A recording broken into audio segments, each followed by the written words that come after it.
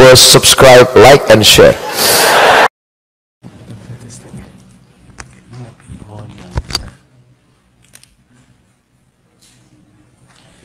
Bismillahirrahmanirrahim. Kita lanjutkan kaji kita pada malam ini. Mudah nanti bisa berkembang, dan tentunya saya tidak bisa menstandarisasi majelis. Agaknya perlu dirancang ulang karena kondisi gerakan PKI ini sudah terlalu parah. Sudah 13 angkatan dari gerakan partai-partai yang ada untuk berlatih ke Beijing sejak tahun 2004 sampai 2014. Jadi jangan heran kalau ada orang yang berani mengatakan bahwa situs Islam itu lebih berbahaya dari situs porno. Ya, itu pernah ditulis oleh orang yang bernama Eva Kusuma Sundari. Tapi dia tidak pernah ngaku, ujung-ujungnya ngancem lagi orang mau ditangkap. Orang-orang PKI itu begitu, dia sendiri bicara semaunya, giliran pembicaraan dia dipersoalkan orang yang mempersoalkan dipersoalkan lagi sama dia. Itu gaya-gaya mereka.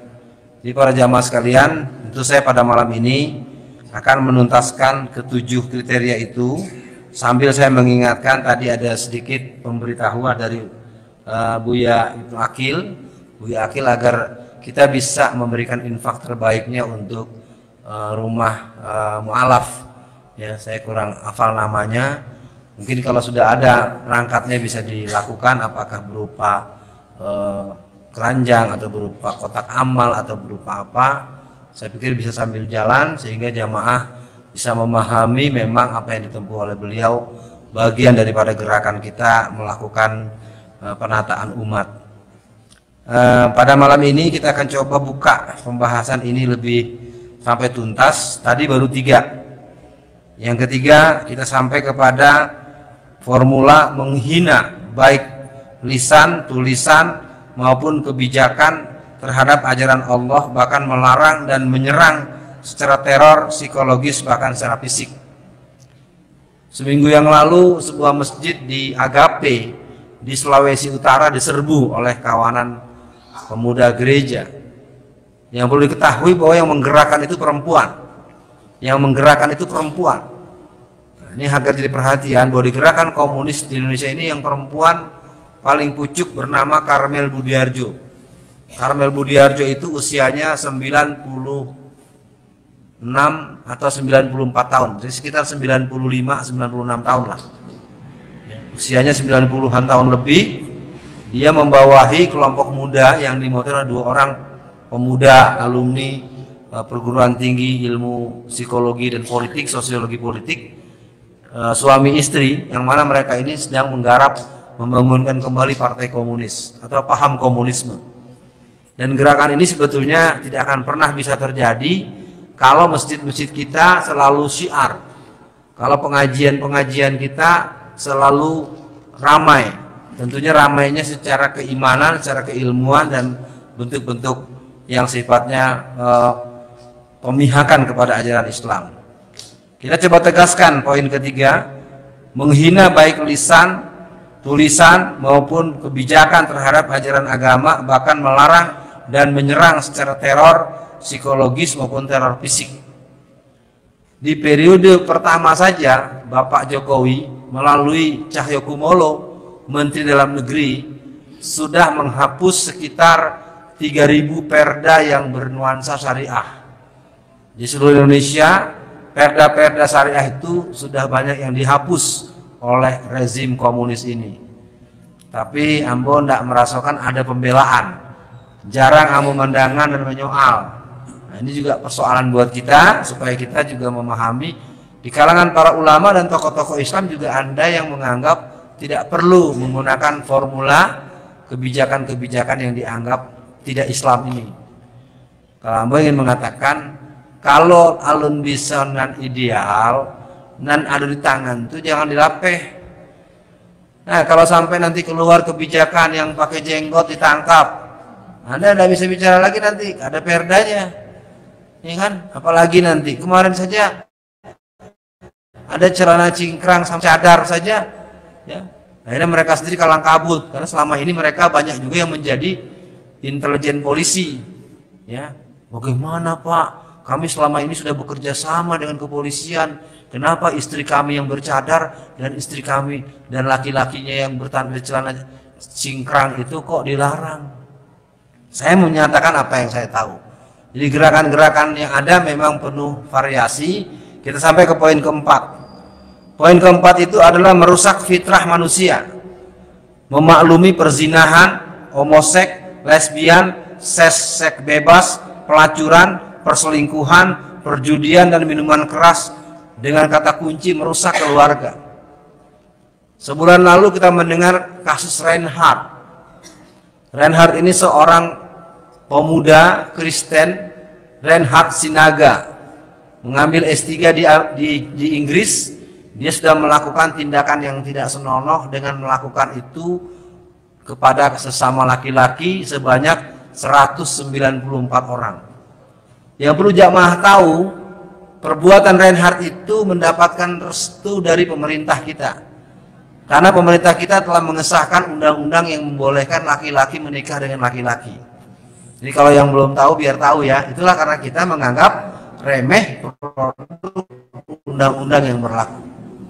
Itulah yang membuat salah satu abang kita, Bang Patrialis Akbar, masuk penjara. Jadi ambo melihat beliau di rumah sakit jantung Harapan Kita di Jakarta Pusat atau Jakarta Barat. Bertanya, dah, kenapa udah masuk penjara? Rupanya dia bukan soal korupsi yang sebenarnya, karena beliau melakukan dua hal. Yang pertama, beliau menolak agar jangan sampai LGBT itu disahkan.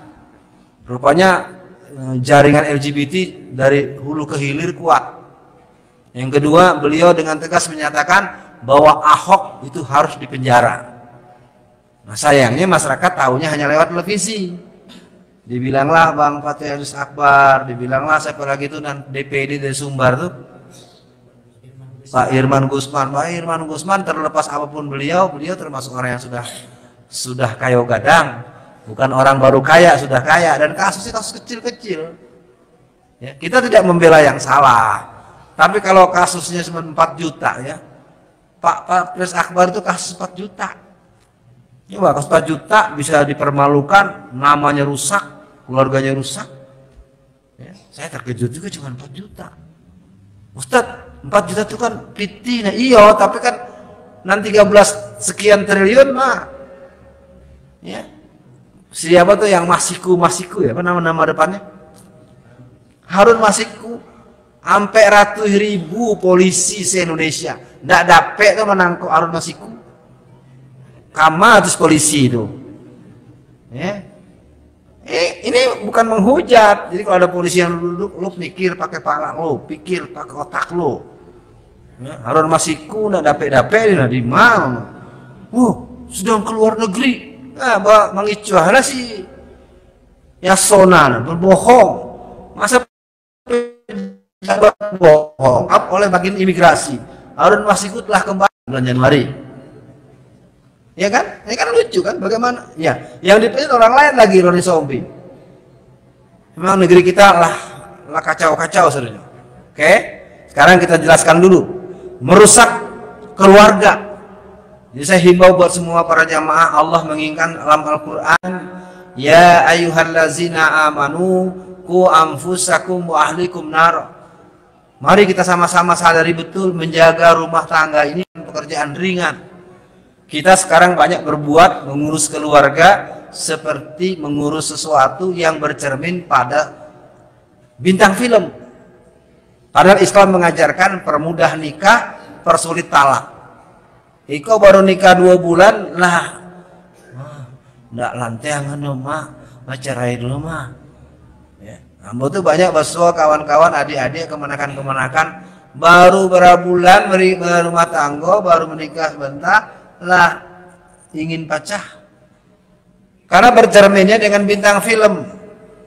Ya, ada bintang film pacarannya sampai 8 tahun, baru nikah 3 bulan cerai. Itu dan dicontoh oleh kebanyakan masyarakat sekarang. Jadi kalau lagi ada kita yang begitu, itu berarti sudah mulai masuk pandangan-pandangan yang jauh dari Allah. Yang kelima, melakukan aksi sepihak, baik dalam sikap pribadi maupun sikap melarang berpenampilan Islami. Wah, ini kena nih. Dan mengamalkan ajaran Islam secara kafah. Aksi sepihak apa misalnya? Libur nasional 1 Juni. 1 Juni itu libur apa? Mari kita bahas secara sedikit. Negara kita merdeka 17 Agustus. Setelah 17 Agustus itu, 18 Agustus dinyatakan sebagai Hari Pancasila Nasional. Mari kita buka buku sejarah. Kalau 1 Juni itu Pancasilanya Soekarno. Iya, 1 Juni itu Pancasilanya Soekarno. 22 Juni itu Pancasilanya umat Islam. Kalau canda orang memasak, Aiko masih adonan. Makanya waktu di pengadilan, aku tanyakan ke si Hasto Kristianto, "Hei Hasto, libur 1 Juni itu katanya Hari Pancasila. Saya tanya pada Anda, itu Hari Pancasilanya Indonesia atau Hari Pancasilanya PDI Perjuangan?" Nggak bisa jawab. Jadi kini kok negara kok dibuat semau-maunya, sama dengan libur 1 Mei. 1 Mei libur apa? Dari mana itu? 1 Mei itu libur, itu adalah libur hari buruh melaksanakan hasil Kongres Komunis Internasional di Prancis tahun 1916. Jadi negara kita ini sering mengamalkan yang pernah dijadikan agenda kelompok komunis tanpa sadar. Libur 1 Mei sebagai libur nasional, sebagai hari buruh, semangatnya adalah merealisasikan hasil sidang komunis internasional di Prancis pada tahun 1916, yaitu mewajibkan negara-negara itu untuk meliburkan diri pada tanggal 1 Mei. 1 Juni itu adalah pengumuman bahwa kita berpancasila, sila ketuhanan itu ada di nomor 5. Iya dong? Coba buka Pancasila yang tahun 1 Juni tahun 45. Iya, makanya ini aneh, negeri ini berjalan tanpa ada yang menyoal, karena setiap yang menyoal akan dituduh anti Pancasila. Sekarang ketua Badan Penyangga Pancasila adalah orang yang membolehkan berzina dengan anak sendiri. Ya, yang Dr. Wahyudin itu sekarang kan jadi ketua BPIP. Ya, hebat kan? Orang yang rusak, yang disertasinya itu ngawur itu, yang boleh berzina dulu, boleh kalau pacaran boleh dipakai dulu segala macam itu, sekarang dia jadi ketua Badan Penjaga Pengawal Pancasila. Ini sedang terjadi dan tidak ada yang dikarang-karang oleh Ustadz Alfian Tanjung. Memang sedang terjadi. Kalau ini dibiarkan terus tanpa ada regulasi perlawanan, tanpa ada kesadaran kolektif kita secara nasional, kita memang akan melihat bahwa negeri ini akan mengalami kerusakan secara, ya Allah yang Maha Tahu. Kalau buat saya mengingatkan saja. Yang keenam, orang yang berpaham komunisme PKI itu membenci ajaran Islam. Contoh yang nyata adalah para pembenci khilafah. Mau dibaca bagaimana? Wa iz qala rabbuka lil malaikati inni ja'ilun fil ardi khalifah. Kan gitu. Dalam konsep seorang muslim itu ada fungsi kekhilafahan, ada fungsi keabdullahan. Semua orang tahu bagaimana Islam itu sampai dan besar, Quran ini sampai terbit itu bukan zaman Rasulullah. Secara kreativitas dimulai pada zaman Khalifah Abu Bakar Siddiq dalam bentuk ide awal. Lalu gagasan Umar dan muncul secara menyebar di saat Utsman, makanya dikenal dengan Mushaf Utsmani. Jadi artinya para jamaah sekalian, kalau ada orang muslim membenci khilafah, berarti ada yang bermasalah di otaknya itu. Iya. Paling tidak dia punya persoalan dengan akidahnya, berarti dia menolak Allah sebagaimana pernyataan MH Ainun Najib. Siapa yang menolak khilafah berarti dia menolak Allah. Maka di situ masuk pada posisi bahwa dia bermasalah dengan syahadatnya, dia bermasalah dengan prinsip-prinsip Islam. Jadi secara tegas, orang yang memenuhi kriteria penganut paham komunisme PKI, membenci ajaran Islam secara nyata, berarti membenci kehendak Allah dan Rasulnya, menolak rekam jejak Rasulullah dan para sahabat yang membersamai Islam. Ya, jadi siapapun sampai membakar bendera, sampai menuding-nuding, setiap ada orang dituduh pendukung khilafah, itu jelas adalah terminologi yang dibuat oleh orang-orang komunis. Sayangnya mereka tidak pernah berani berdebat terbuka dengan orang-orang yang seperti yang kita pahami ini. Yang terakhir, kriteria komunisme PKI yang ketujuh adalah memerangi ajaran Islam, berkolaborasi dengan kaum beragama yang berpenyakit hati, penganut Islam Nusantara dan para sekutunya. Ya, jadi Islam Nusantara ini kalau kita belajar dan Al-Quran mengingatkan, walan tardo ankal yahudu walan nasara hatta tatabi'a millatahum. Nanti kita akan bertemu dengan yang disebut dengan the New World Order. The New World Order ini backgroundnya nanti adalah pseudo governance, sistem pemerintahan bayangan. Nanti komando besarnya bernama Komite 300. Komite 300 ini berisi para pemimpin-pemimpin seluruh dunia yang mereka membiayai seluruh perang dunia pertama, perang dunia ketiga, dan mereka sedang mempersiapkan perang dunia ketiga. Pertama, kedua, ketiga ini nanti akan menjadi sebuah perang yang sangat sering dilansir, diilustrasi oleh Ustadz Uzma, Rahmat Baikuni, dan Ustadz Ihsan Tanjung. Jadi sebetulnya saling bersinggung dengan posisi bagaimana kita memahami keadaan ini. Jadi kesimpulannya dari ketujuh hal ini, menurut saya PKI sudah ada di sekitar kita. Lalu bagaimana? Kita tidak boleh gentar. Itulah yang terjadi pada hari ini. Kalau ada ajaran orang tua kita dulu, orang itu berani karena benar. Zaman sekarang orang banyak pengetahuan kebenaran, tapi penakut. Dia yakin itu benar, tapi dia membiarkan kezaliman dan kecurangan. Tapi tidak salah juga kita karena memang keterlaluan. Betul apa yang dikatakan oleh Soekarno, walaupun kita tidak mengimani Soekarno sedikit pun. Tapi secara historik memang beliau pernah berkata, satu waktu negara dipimpin oleh pemerintah yang lebih kejam dari penjajah. Ya, jadi kalau jamaah yang belum paham, fenomena dibakarnya pasar-pasar. Pasar-pasar seluruh Indonesia sejak tahun 2002 sampai 2010 dalam acara Kabar Plus Plus tanggal 13 Mei 2010 di stasiun televisi TV One itu menjelaskan bahwa ada 500 pasar rakyat yang dibakar sejak pasar Tanah Abang, pasar Panimbang Pandeglang, pasar Curug, pasar Klewer, pasar Cianjur, dan juga di Sumatera, pasar Turi, juga di Kalimantan, juga di Sulawesi. Apa tujuannya? Agar potensi rakyat hancur. Muncul mal-mal dan pusat perbelanjaan. Kasus pasar Tanah Abang setelah dihancurkan, dibangun pusat Tanah Abang yang sekarang 95% dimiliki oleh orang Cina. Ya, dulu yang punya itu orang Sumatera Barat dengan orang Jawa Barat, terutama orang Tasik. Makanya di pasar Tanah Abang itu ada namanya Los Tasik. Sekarang sudah habis. Ya, sayangnya situasi ini tidak terbahas dengan bentuk perlawanan yang sifatnya membangun kekuatan pasar rakyat misalnya. Makanya di antara yang saya banggakan, saya sebagai orang yang punya titisan sebagai putra ranah Minang nih, di kita ini tidak ada Indomaret dan Alfamart. Tetapi yang saya heran, Indomaret dan Alfamart tidak ada, tapi kita tidak mempunyai misalnya Minang Mart apa kek.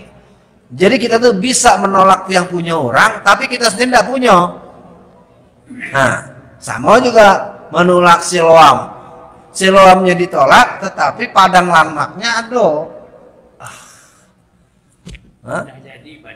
Tidak jadi jual. Siloam tidak jadi jual.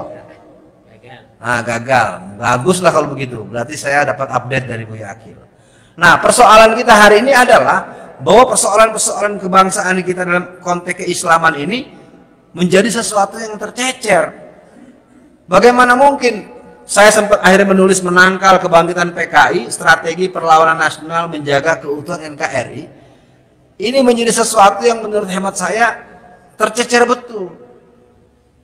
Kemarin ada Ustadz di televisi diputarkan film G30 SPKI di salah satu stasiun televisi. Ada, tetapi pertama filmnya dipotong-potong. Kedua, gambar Palu Aritnya dibuat blur, dibuat tidak jelas. Itu sebagai isyarat sebetulnya.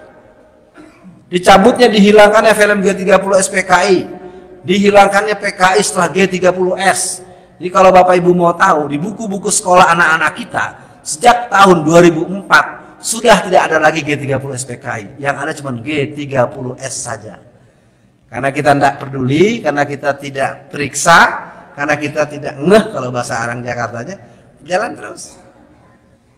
Saya tahu dari mana? Karena saya tahu saya sampaikan. Waktu itu kita sempat menemui Pak Bambang Sudibyo, Profesor Doktor sebagai Menteri Pendidikan dan Kebudayaan. Kita pertanyakan pada beliau, Pak, kok bisa begini? Terbitnya buku-buku seperti Aku Bangga Anak PKI, Pengantar Kiri PKI Komunis Indonesia, tebarnya 612 halaman, beratnya 1,8 kilo. Itu buku jadi pegangan di berbagai kegiatan kepemudaan dan kepelajaran. Yang menulisnya seorang pejabat Mendikbud, namanya Hilmar Farid. Ya. Di kelompok-kelompok PKI itulah jadi pejabat, adonan pejabat jadi menteri, ada yang staf menteri. Seperti siapa? Dita Indahsari. Siapa Dita Indahsari? Staf ahli Kementerian Tenaga Kerja dan Transmigrasi. Siapa dia? Dialah yang membuat partai Papernas. Dialah otak awal pendirian PRD. Apa itu PRD? Partai Rakyat Demokratik. Apa itu? Sebuah gerakan partai baru yang dipentoli oleh seorang Budiman Sujatmiko dan kawan-kawannya, yang ADART-nya itu persis dengan ADART PKI hasil Kongres tahun 1954. Sekarang ada orang bikin organisasi, ADART-nya yang dia punya sama dengan hasil Kongres PKI tahun 54. Itu kan sama juga, cuman ganti casing, isinya sama. Nah, sampai di sini dulu. Mungkin nanti jamaah ada yang berkenan atau berkeinginan memahami lebih dalam, silahkan. Karena saya tidak mungkin memberikan apresiasi yang lebih jauh, karena kaji kita sebetulnya baru dimulai langsung dosis tinggi. Padahal kita perlu menjelaskan dulu kapan dimulainya, siapa yang memulai, bagaimana tahapannya. Nah, ini ada di buku ini. 10 tahap kebangkitan PKI, sistematika kebangkitan PKI, 5 langkah melawan PKI. Sebetulnya agak disayangkan Ambo enggak bisa membawa dalam jumlah yang besar.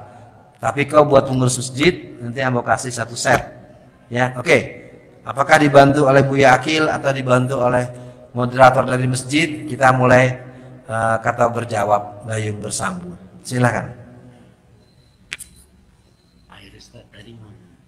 Di dekat itu.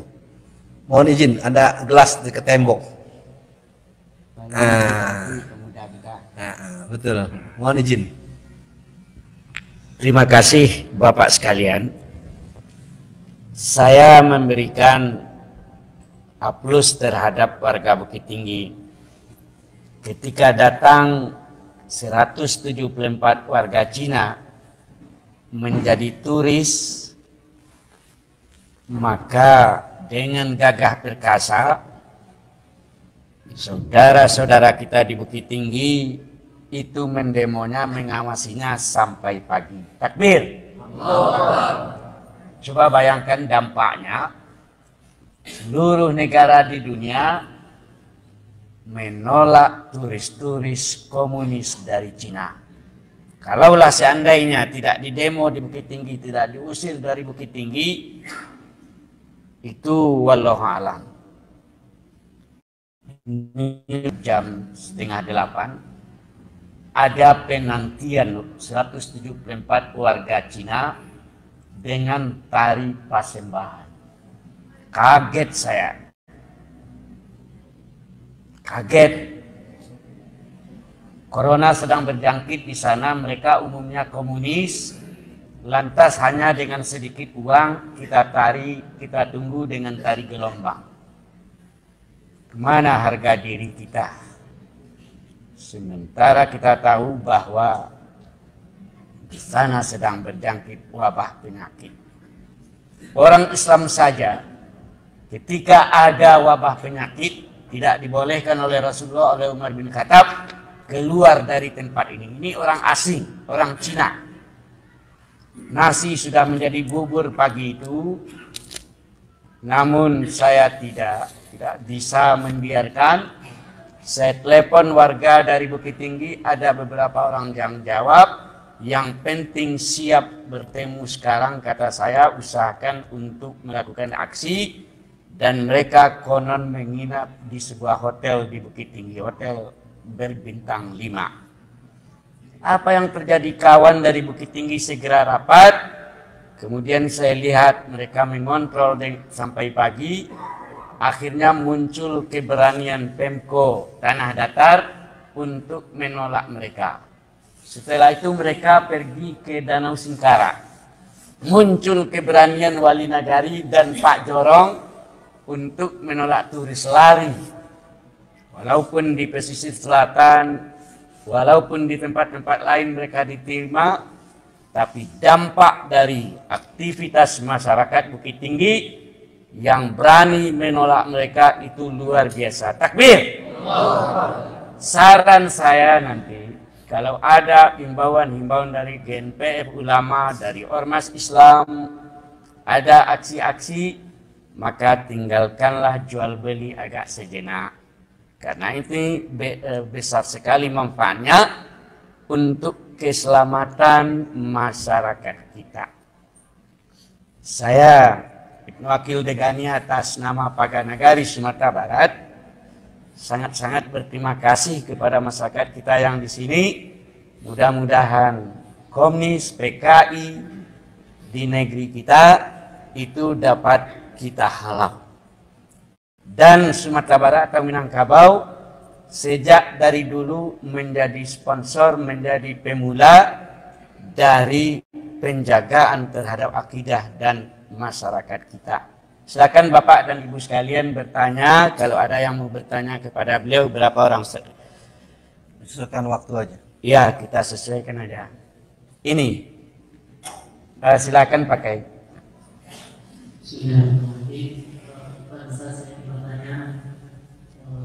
Satu hal saja, sejak kapan Pak Komunis itu lahir di Indonesia, dan siapakah orang yang semestinya bertanggung jawab untuk penyebaran Pak Komunis di Indonesia itu? Kita tahu Indonesia itu tidak pernah memiliki paham Tuhan. Indonesia itu adalah agama yang bertuhan. Kenapa kemudian lulus Pak Komunis ini di Indonesia? Baik, saya pikir satu singkat tapi ini panjang. Mudah-mudahan nanti kita berikan kesempatan untuk yang lebih bersifat fikul waki, kasuistik dan hal-hal yang sensitif. Saya sering berseloroh kalau urusan PKI nanya jangan yang gampang-gampang. Ya, sayang gitu. Kalau yang gampang-gampang bisa buka buku. Lihat aja itu buku SPSPB, bisa buku sejarah. Tapi kalau situasi tapi kalau ini pertanyaan bagus. Gerakan komunis itu mulai dilansir sejak tahun 1800-an. Konsepsi dasar itu dimunculkan pada tahun 1830 oleh seorang yang bernama Karl Marx. Karl Marx sendiri lahir tanggal 5 Mei tahun 1818 di Trier, Jerman. Konsepsi manifesto komunisnya mulai bersebar mengawali revolusi Prancis dan revolusi Inggris. Ke Indonesia mereka masuk pada tahun 1913 dibawa oleh HJMF Sneevliet. Sneevliet ini adalah seorang Belanda yang merupakan tokoh perkereta-apian. Maka kalau kita kenal gerakan komunis dari dulu sering melakukan sabotase. Sabotase dengan membalikan atau mematah atau menyilangkan rel kereta api. Nah, gerakan komunis sebenarnya cukup bersejarah tanda kutip. Silungkan catatan tersendiri dengan gerakan 1 Januari tahun 1927. Pemberontakan PKI tahun 1926. Pemberontakan PKI Silungkang tahun 1927, pemberontakan PKI Cirebon tahun 1945, pemberontakan PKI tahun 48 yang besar itu di Madiun, pemberontakan PKI berikutnya yang sangat monumental itu adalah pada tahun 1965. Dalam buku yang ditulis oleh Profesor Dr. Bahodin Lopa, setebal kurang lebih 400 halaman, di halaman ke-21, alinea keempat, dituliskan bahwa pemberontakan PKI tahun 1948 itu gagal sebagai repetisi, warming up, pemanasan. Kegagalan pemberontakan tahun 1965 itu sebagai general repetisi. Kita akan melangsungkan kudeta yang ketiga. Itu yang membuat saya agak kejut. Dan buku itu ditulis tahun 1967. Ya. Saya memang lagi-lagi tidak bisa bawa contohnya karena bawa ini saja. Mau 9 set, 10 set, beberapa tokoh sudah saya kasih. Ini untuk masjid ini saya kasih 1. Nah, jadi kembali kepada Ustadz kita tadi bertanya, gerakan komunis ini sebenarnya disambung oleh mulut atau otak yang bernama Soekarno. Soekarno lah orang yang dari awal bercita-cita menggabungkan antara minyak, bensin, dan api.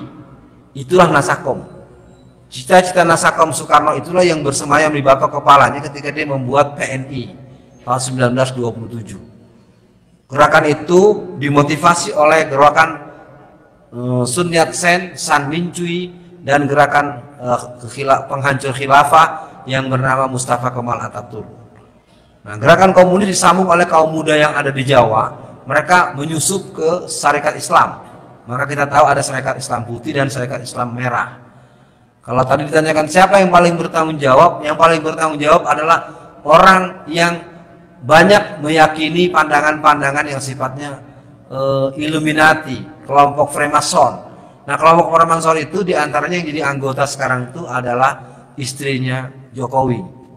Ya, kalau kita mau lihat yang dekat-dekat gitu, yang gampang bacanya gitu. Nah, ya, kalau suami saja sudah jelas, istrinya jelas juga sebetulnya. Cuman karena dia menjadi penganut Freemason, Illuminati, Bavarian Illuminati, dan kajian-kajian seperti ini sebetulnya memang membutuhkan sama-sama banyak baca. Nah, kata kuncinya mungkin kalau kita memang punya paham keagamaan, ya, tetapi agama di negeri kita ini tidak ada jaminan apa-apa.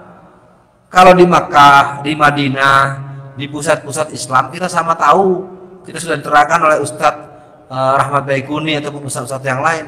Ketika Dajjal datang nanti, Makkah dan Madinah nggak akan terganggu oleh Dajjal. Tapi kalau Dajjal datang ke Indonesia, kira-kira diganggu nggak? Nggak ada jaminan apa-apa, kita bisa kena, ya kan? Maka dari itu, dengan pertanyaan tadi, PKI sekarang ada di kandang PKI Perjuangan. PKI sekarang ada di kelompok milenial, ya, yang dimotori oleh seorang perempuan yang selalu mencari-cari kesalahan Pak Anies Baswedan di Jakarta, dan dia bersebar juga di partai lain.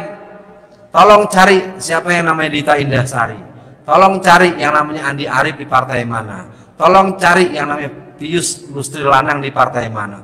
Jadi mereka bersebar hampir di semua partai, termasuk di P3 dulu, namanya Oki Asokawati. Oki Asokawati itu adalah anak dari seorang yang bernama AKP Anwas, seorang jenderal atau bukan jenderal, perwira tinggi polisi. Nah, saya sudah sebut ini sejak berkatakanlah 15-20 tahun belakangan saya sebut. Dia sempat menulis sebuah buku yang berjudul, dia sekarang pindah ke Nasdem. Ya. Jadi di kaum PKI itu memang berjuang untuk masuk DPR, dan jumlah mereka sekarang hampir 200 orang. Sementara kita masih ada yang mengharamkan pemilu, sementara kita masih ada yang bilang itu tidak Islam.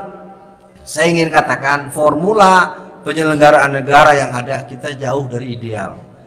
Tapi jangan sampai punguk nan ketek di tangan dibuang, nah nan Garuda di atas itu enggak ada pejo, nan gadang indah, nan ketek indah.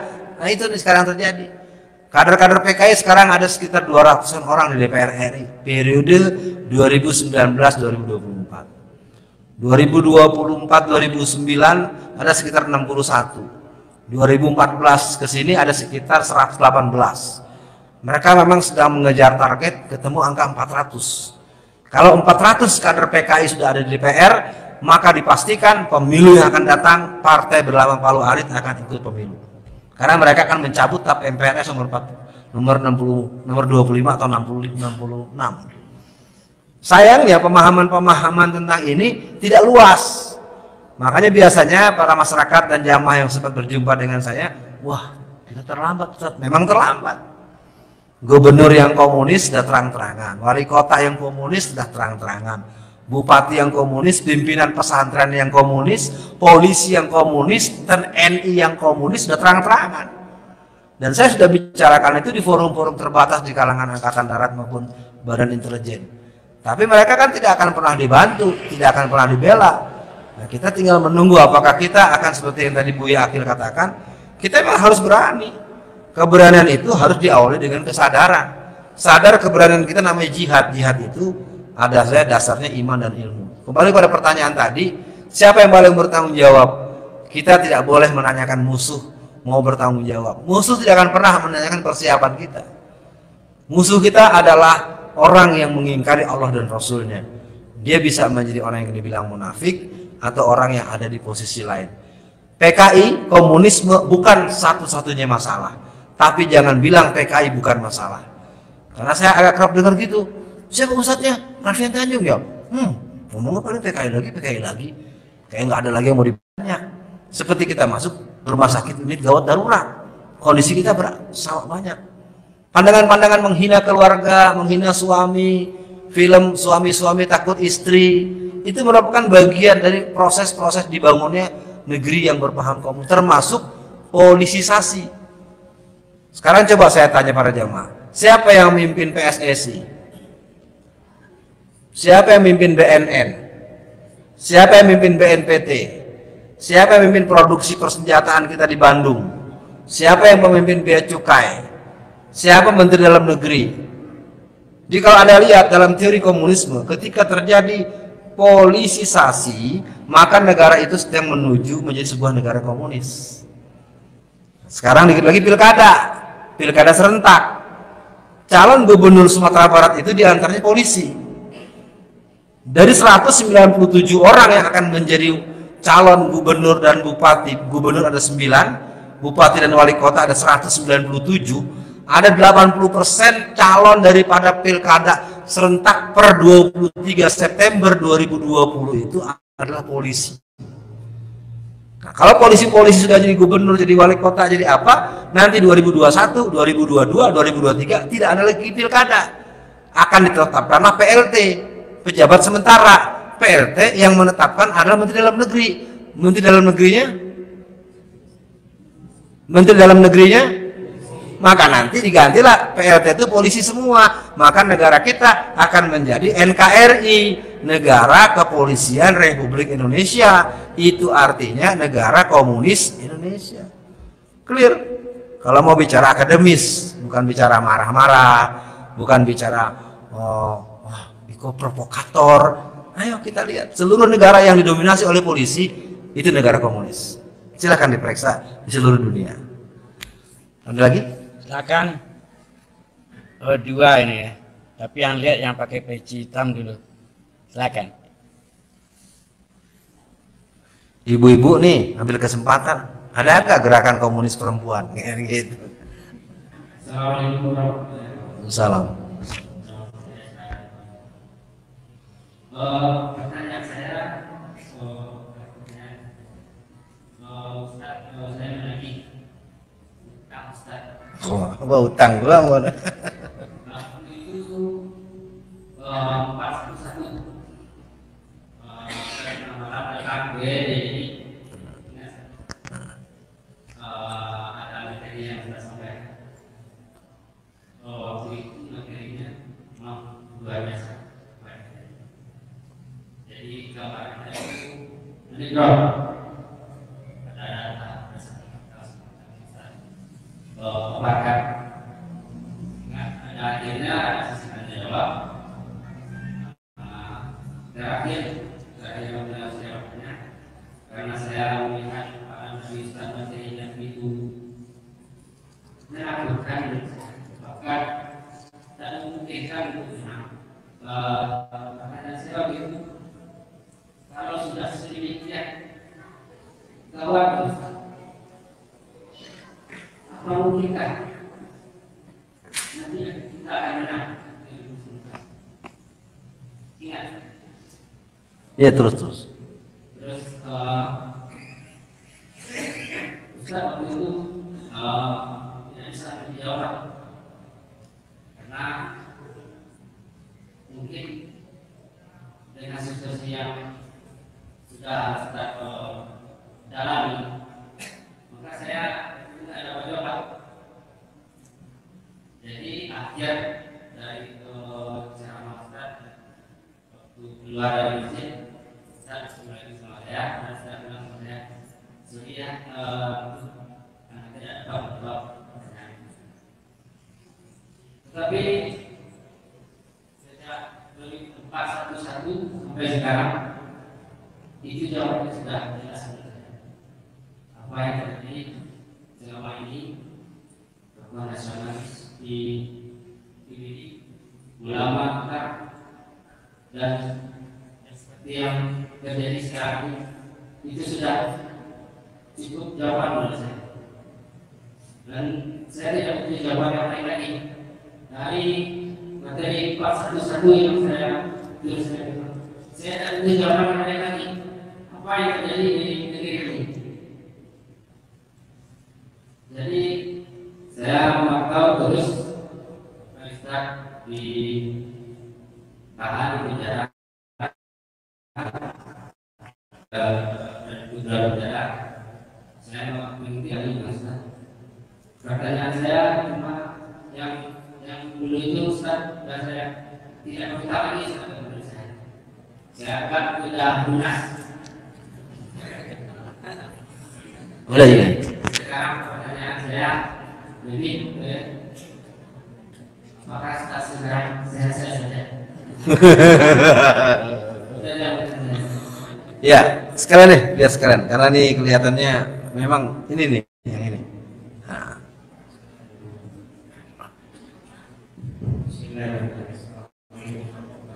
Salam. Dari tadi kita sudah melakukan bahayanya kebangkitan fokus. Nah sekarang yang jadi pertanyaan saya, bagaimana khususnya di Sumatera ini, khususnya di ini, kita menangkal beberapa komunitas tersebut, dan bagaimana kita mengenali kegiatan-kegiatan mereka. Ya, ada dua pertanyaan. Yang pertama, apakah saya sehat-sehat saja? Ini dilema nih, yang sehat apanya ini? Kalau orangnya insya Allah sehat, tapi memang secara jujur, semakin saya mendalami gerakan PKI, saya semakin takut. Ketakutan saya bukan saya takut menghadapi mereka, saya takut menghadapi masyarakat yang pada nggak percayaan. Jadi kelihatannya kalau saya lebih sering mengatakan, udah biar aja PKI ini bangkit deh. Biar disembelih-sembelihin dulu ya, biar ketua masjid dipenggal kepalanya, biar masjid ditaruh lagi kepala anjing, biar begitu. Kenapa saya sampai setajam ini? Gitu nggak percayaan, Pak. Jadi nunggu kejadian. Padahal kan kata dokter, mencegah itu lebih baik daripada mengobati. Kelalaian kita hari ini akan jadi beban berat buat generasi belakang kita. Ya, jadi sekali lagi saya juga mengalami itu selama ini. Ngomong apa? Tapi kan orang lihat bagaimana Ratna Sarumpait, bagaimana Andi Arief. Itu kan udah Lambo sampaikan sejak 30 tahunan lalu.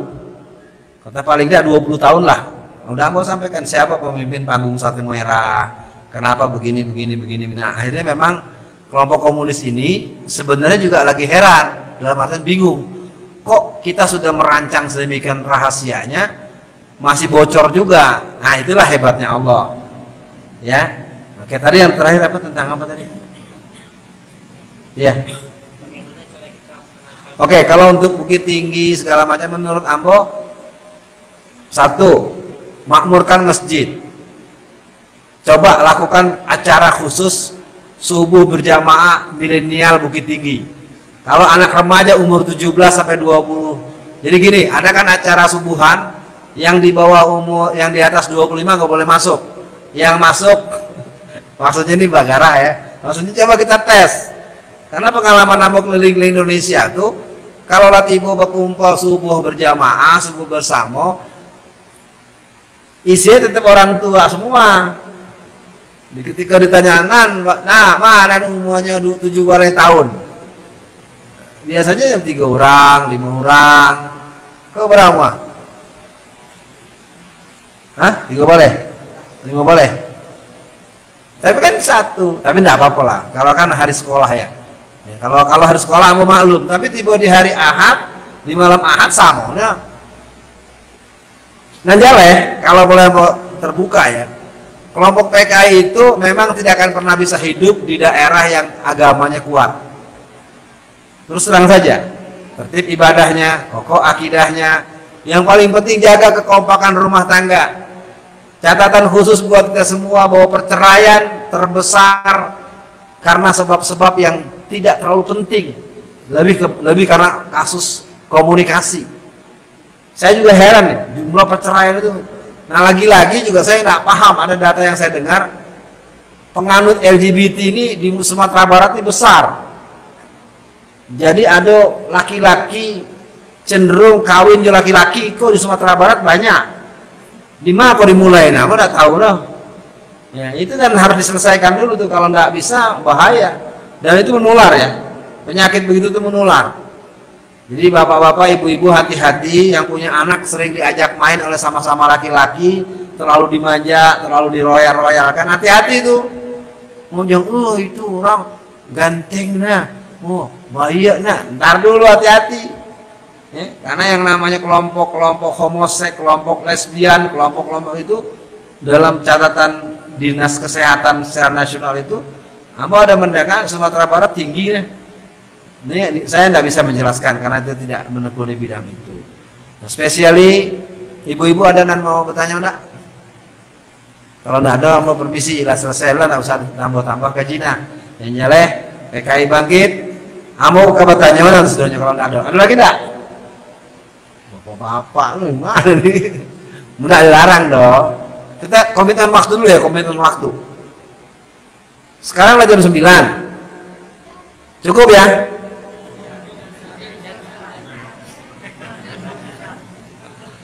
Minum satu. Ya, ya. Ya, baiklah. Tadi ada beberapa orang, saya akan membatasi sebatas kepatutan. Mungkin 15 atau setengah jam ke depan saya masih sanggupi. Sebelumnya saya bertanya dulu buat semua yang hadir. Tolong pertanyaan saya dijawab, tidak perlu saya mengulang. Apakah kita di Masjid Jami, apa namanya? Masjid ini nomor keren. Kalau bapak-bapak ibu mau tahu, kalau ke Jakarta naik ke gedung, naik ke hotel, enggak ada kamar 13. Nggak percaya, bukan bohong gue ya. Gue anak Jakarta nih. Kalau bapak-bapak, ibu-ibu ke Jakarta, mau ke gedung, pusat pertokoan, hotel, tidak ada lantai 13.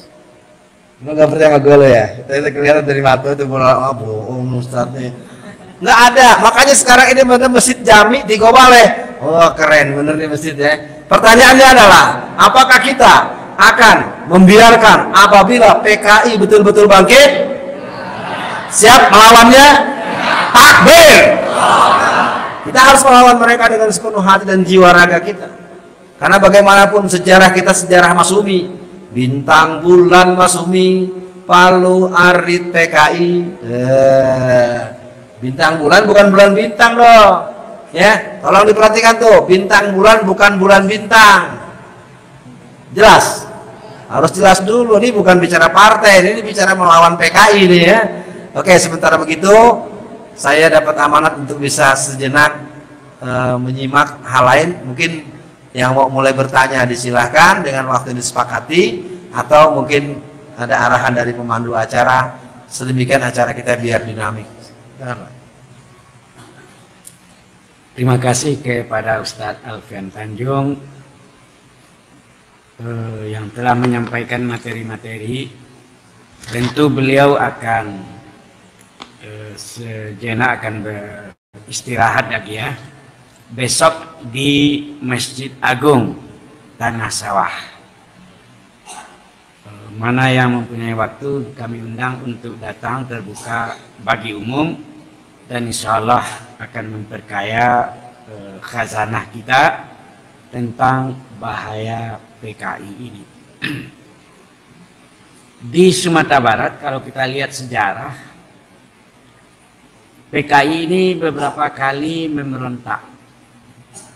Misalnya ada subjudul sejarah perjuang Sumatera Tengah. Itu ada pemberontakan di sana, pemberontakan Silungkang.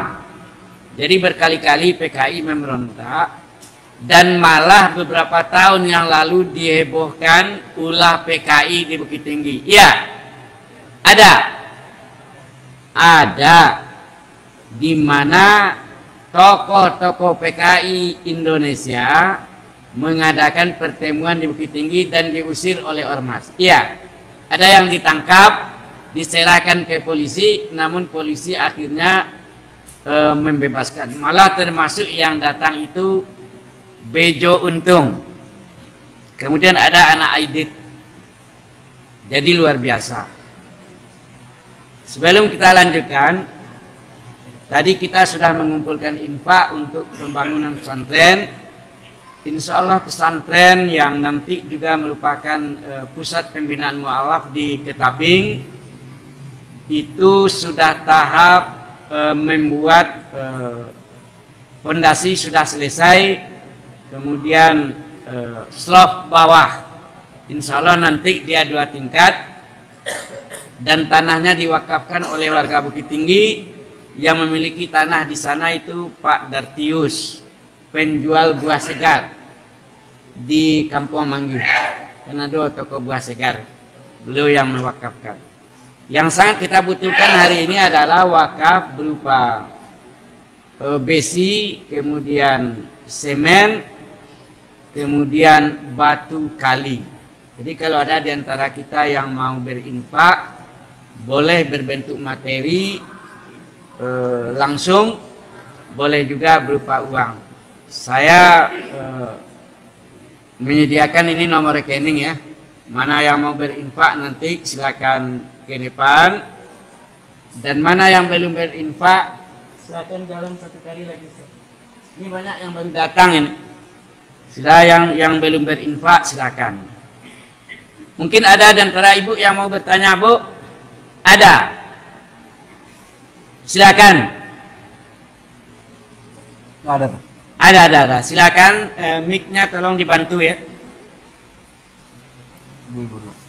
Nanti yang bapak-bapak juga tetap.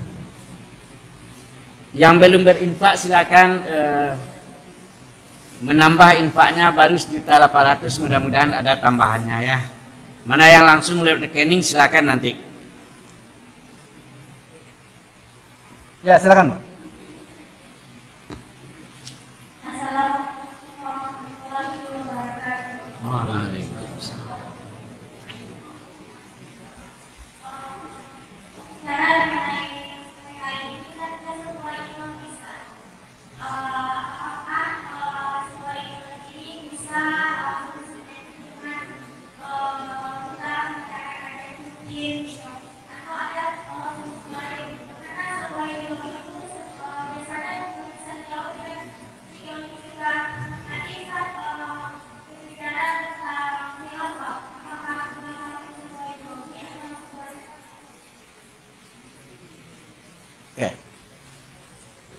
Baik,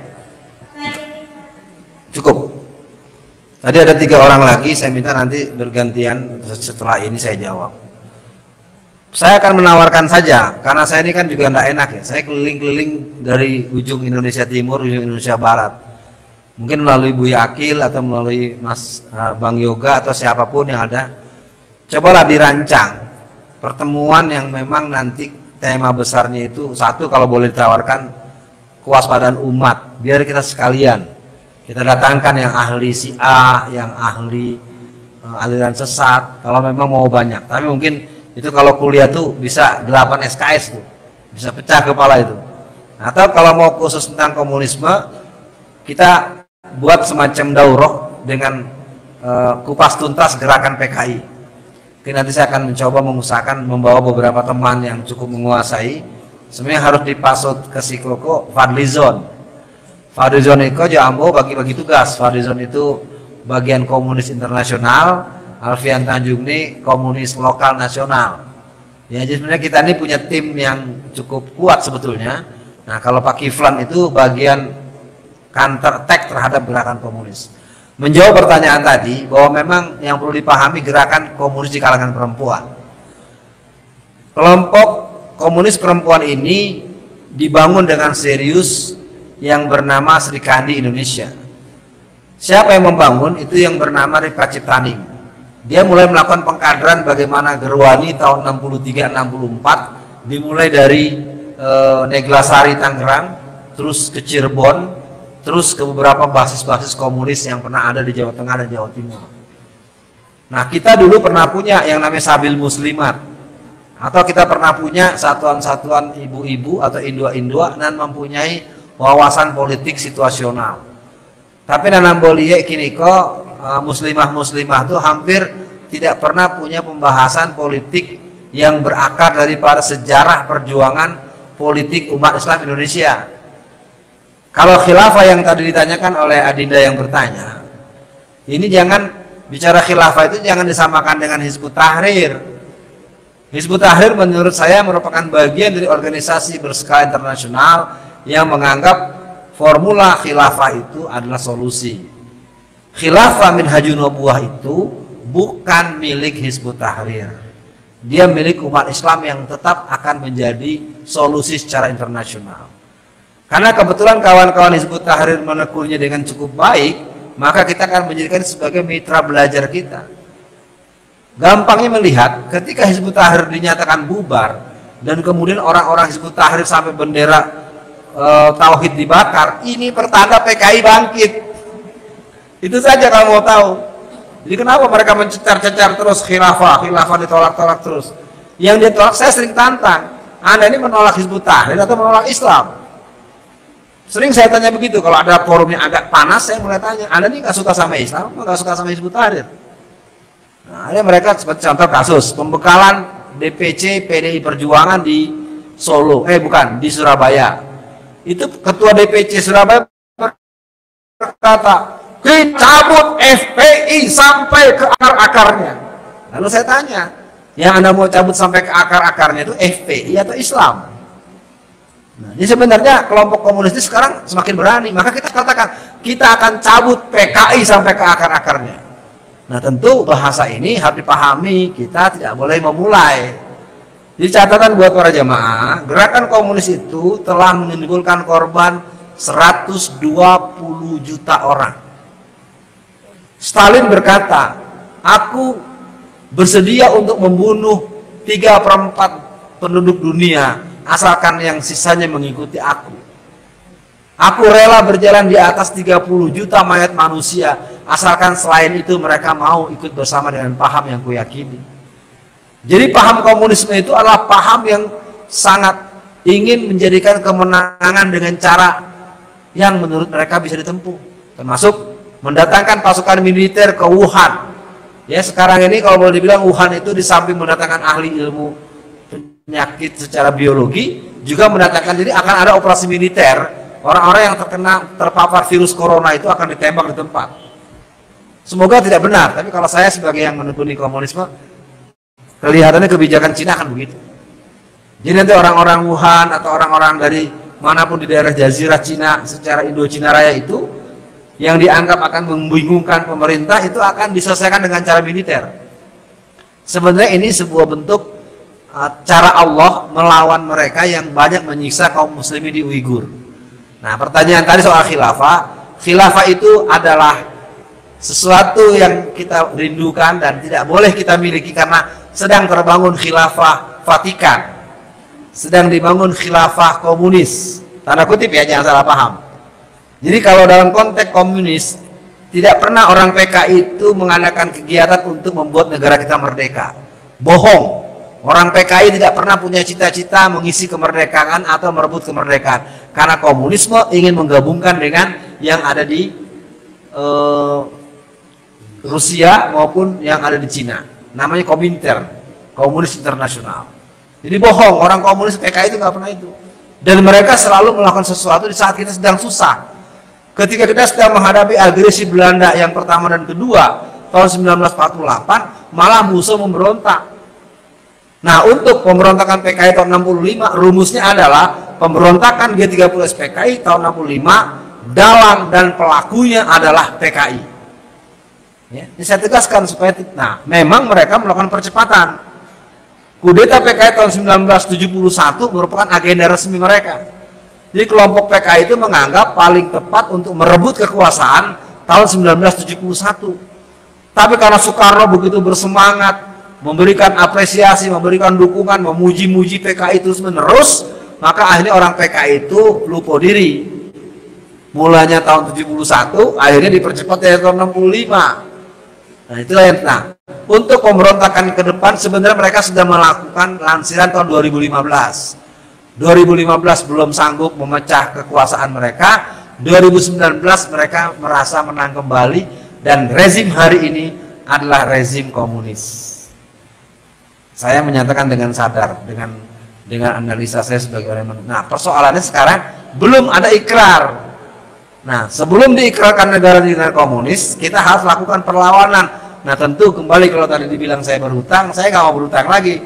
Minimal kita harus menularkan ini kemana-mana. Ya, tentu dengan waktu yang semakin malam, supaya tidak bolak-balik. Saya persilahkan, tadi ada 3 orang di sini, bergantian ya, pakai waktu ya. Wah, 1, 2, 3, 4 baru. Banyak kali. Iya. 2 lagi mana? Sudah ditunjuk Pak, kasihan. Ya, ya. Poin aja ya. Tolong dibantu Pak. Wah, ya ada yang duluan. Assalamualaikum. Salam. Terima kasih kepada saya memberikan kesempatan ini. Saya berpertanyaan dari sejarah berdasarkan kalau di sini mau kasih kata belajar selesai saya ya saya tanyakan di sini ada di bawah kamu seperti itu tentang gereja menolak ideologi komunis ini adalah menolak dan menolak orang asing. Sampai-sampai di dalam rapat dalam bahasan negara di dalam rapat itu antara lain dengan orang asing ini sampai-sampai waktu meja sampai perbedaan itu. Tapi keluar dari rapat itu beliau ini kopi berdua. Masalah rapatnya akhirnya menanyakan kabar seperti sekali. Kemudian selanjutnya apa maksud dari hal itu? Apakah PKI zaman itu dan seperti itu ngeri yang sekarang ini sampai-sampai di lapor hasil selesai masalah itu. Kemudian terkait dengan pembubaran PKI yang salah tahun 1966, apakah ini skenario dari Presiden Soekarno waktu itu, padahal Pak Nasir dan kawan-kawan yang lain itu jawab akibat beliau terlalu gencar mengkritik Presiden tentang pemilihan Presiden dan PKI. Atau tiba-tiba Presiden membubarkan PKI. Ini Pak maksud dari hal yang ini. Apakah ini skenario dari Presiden dan sebagainya bahwa dengan perjalanan dari Indonesia? Terima kasih. Assalamualaikum warahmatullahi wabarakatuh. Udah merayap aja sampai ke depan. Bentar Mas. Mana tadi 2 lagi. Diatur waktunya ya. Agak padat kan sedikit. Udah lari. Salam.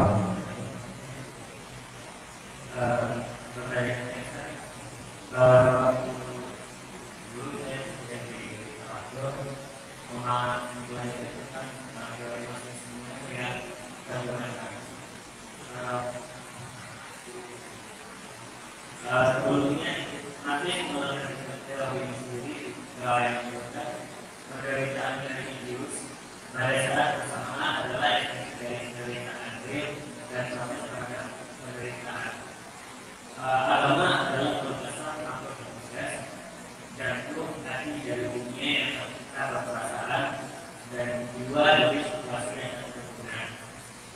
Kemudian agama adalah satu bagi masyarakat.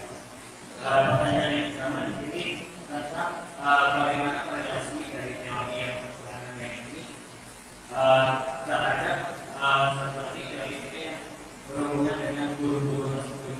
Apakah memang dari awal presiden berniat untuk membuat pergerakan komunis yang anti ketuhanan atau sebelumnya atau mungkin salah pemahaman dari orang-orang atau oknum yang memperintahkan teori-teori komunis sendiri. Cukup. Yang ketiga tadi ini ya. Baru di terakhir ya. Itu dari belakang aja merayap. Agak bersabar jamaah supaya ini tuntas dulu sebelum kita tutup dengan berdoa bersama. Assalamualaikum.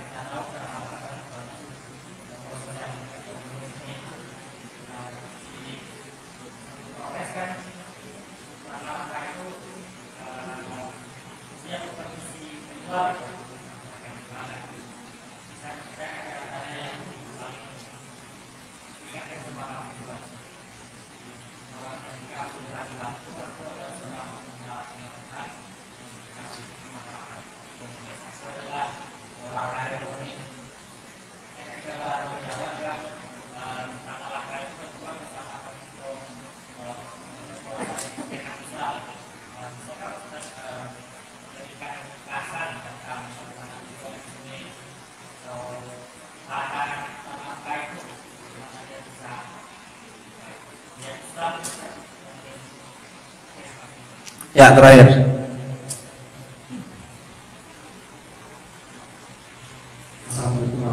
Salam.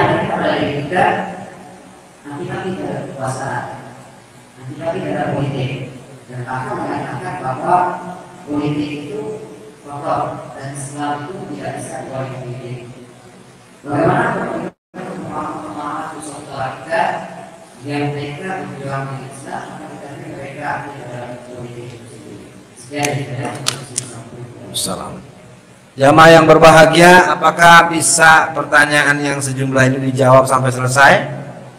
Saya, kalau bisa, walaupun agak lelah sedikit, tetaplah tersenyum, biar saya semangat jawabnya.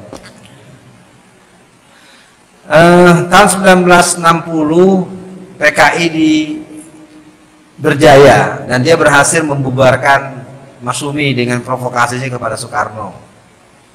Kalau soal pertanyaan bagaimana PKI dan selanjutnya, memang gerakan PKI itu merupakan sebuah gerakan yang harus dicatat. Dua keunggulan PKI itu adalah kaderisasi dan kemampuan melakukan percepatan berubah strategi. Ya, kelompok PKI itu sejak dulu dikenal punya kemampuan mengkader dan kemampuan berubah haluan. Mereka punya program 24 jam ganti strategi, ganti taktik, ganti apa.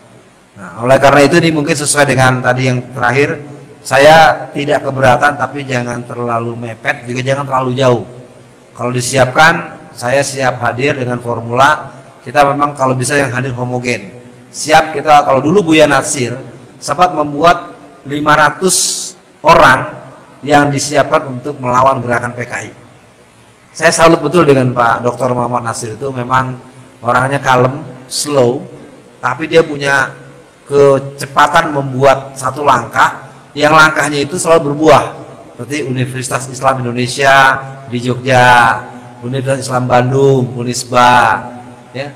Jadi Pak Natsir itu taktiknya cerdas dan dia menyatu dengan suasana perjuangan umat Islam. Nah, yang kedua tadi soal teori ya, Mas Angin. Teori ini agak berat, Mas, karena biasanya ketika teori ini dijadikan satu produk cara berpikir melihat persoalan, kan mereka sering gini, kita ikut Marxisme tanpa harus jadi Marxis, kan gitu ya teorinya ya. Biasanya pancing dari ikan. Biasanya itu ceritanya, wah enggak, ujung-ujungnya menghina Allah, menghina Rasul, menghina Islam. Jadi mungkin secara singkat saya katakan, karena tidak semua kita bisa menyerap dengan baik, mereka biasa menggembleng lewat MDL dan MDH.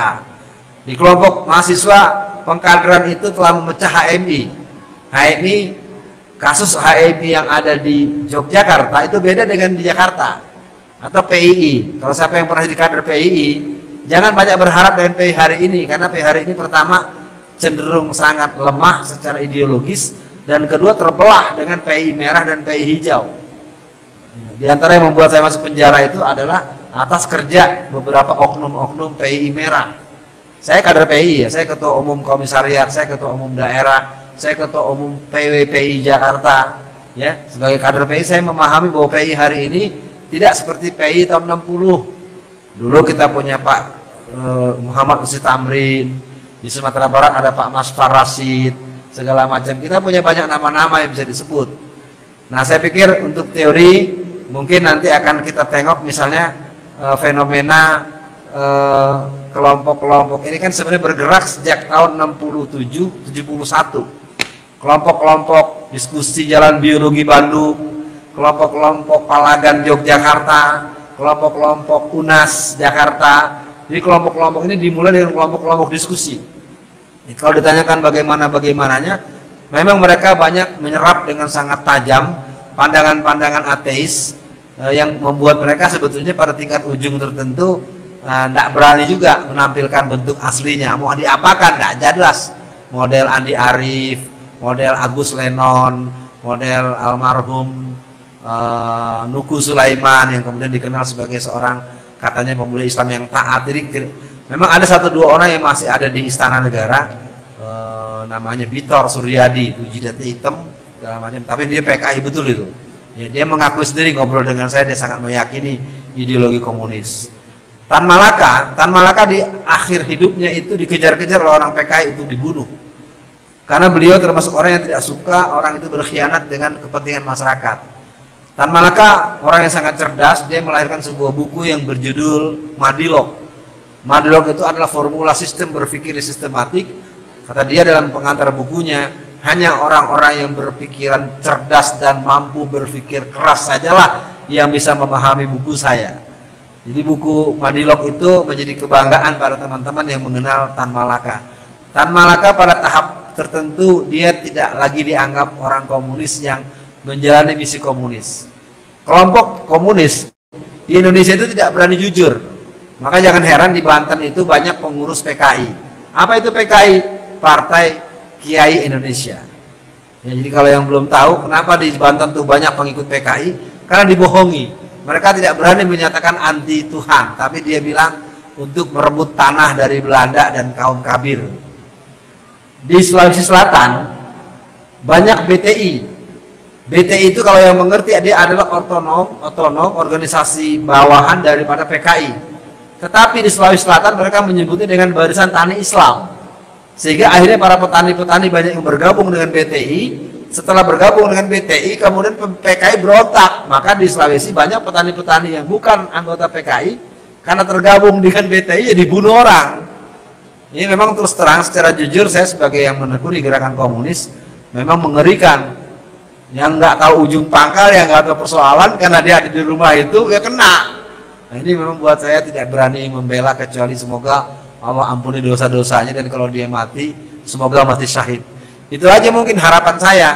Nah, dari beberapa pertanyaan saya lihat memang ada pertanyaan yang perlu diurai dengan jauh, seperti antum tadi soal ini memang perlu pembicaraan dengan forum yang lebih dialektis ya, karena saya tahu kajian-kajian begini tidak menarik kalau kita nanya terus udah, kita harus feedback gitu. Nah, soal Tan Malaka juga yang paling bagus kita sama-sama bisa baca bukunya. 1, Madilog. 2, Dari Penjara ke Penjara.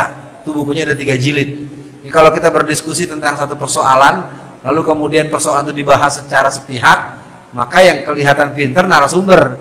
Kita kan ingin kalau belajar orang dewasa kita ini tidak ada yang lebih pintar, yang ada kita berdialog dengan skema yang asik gitu. Nah, tawaran untuk kita bisa membahas dengan mendalam, saya tidak berani menentukan apapun kecuali saya harus terus belajar, mempersiapkan diri. Jadi kepada hadirin yang belum, saya ini narasumber utama di Wantanas. Wantanas itu Dewan Pertahanan Nasional yang isinya polisi, TNI, Angkatan Darat, Udara, dan Laut. Jadi 4 satuan kepolisian dan TNI, Angkatan Darat, Udara, dan Laut itu jenderal aktif bintang 3 dan 4 itu saya termasuk narasumber utama untuk urusan komunis. Ya terus terang saja memang saya juga heran, saya kok narasumber resmi negara, saya masuk penjara gitu, saya kurang paham. Sekali lagi buat para jamaah, tentu banyak ulasan-ulasan yang akan kita tambahkan. Mari kita sama-sama menyadari bahwa pertemuan malam ini semata-mata adalah anugerah Allah Subhanahu wa taala. Mari kita berdoa semoga doa kita diijabah oleh Allah Subhanahu wa taala. Dan bagi yang masih punya rezeki yang belum sempat mengisi bantuan untuk pesantren mu'alaf, bisa dibantu, nanti nomor rekeningnya bisa dicatat. Kalau belum bisa bantu sekarang mungkin lain kesempatan. Asyhadu an la ilaha illallah wa asyhadu anna Muhammadan abduhu wa rasuluh. Allahumma sholli ala Muhammad wa ala ali Muhammad. Allahumma ya Allah ya Rabbul alamin, mudahkan kami untuk mendidik putra-putri kami, anak keponakan kami, cucu-cucu kami, agar mereka menjadi putra-putri yang soleh dan solehat. Bagi kami yang sudah berkeluarga dan sudah memiliki anak dan cucu, jadikan kami orang tua yang bisa menjadi teladan dan contoh kebaikan dan perbaikan di rumah kami. Bagi yang masih belum berumah tangga, masih belum berkeluarga, mudahkanlah mendapatkan jodohnya bagi yang laki-laki maupun yang perempuan.